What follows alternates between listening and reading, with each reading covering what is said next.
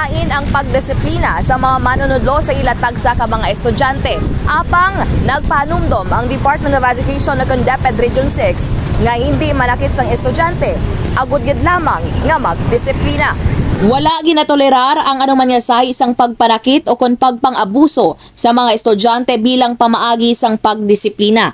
Sa interview sa K5 News FM Iloilo kay Mr. Hernani Escular Jr., ang Regional Information Officer sa Department of Education ng DepEd Region 6, iya ginpayag nga dapat maximum tolerance o kon ipatawag ang ginikanan kung hindi masarangan ang pinamatasan sang estudyante. Dugang pa niya, dapat positibo nga sa isang disiplina nga ipatuman sa ginahandle nga mga klase, bangod amo man ini ang isa sa training sa mga teaching personnel.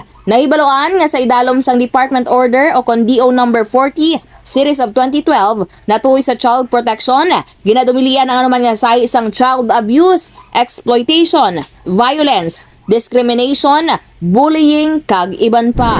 Ang we follow sa ginatawag sa naton nga child protection policy, may learners rights protection or LRPO kita.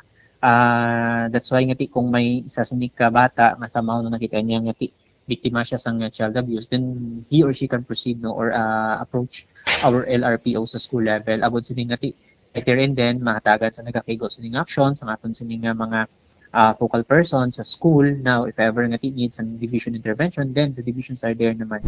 Balita gikan sa DepEd Region 6. Inisi ka K5 Kimon Tanyo Kaluyo para sa kampiyon nga balita, serbisyo publiko kag kalingawan sa Iloilo. K5 News FM.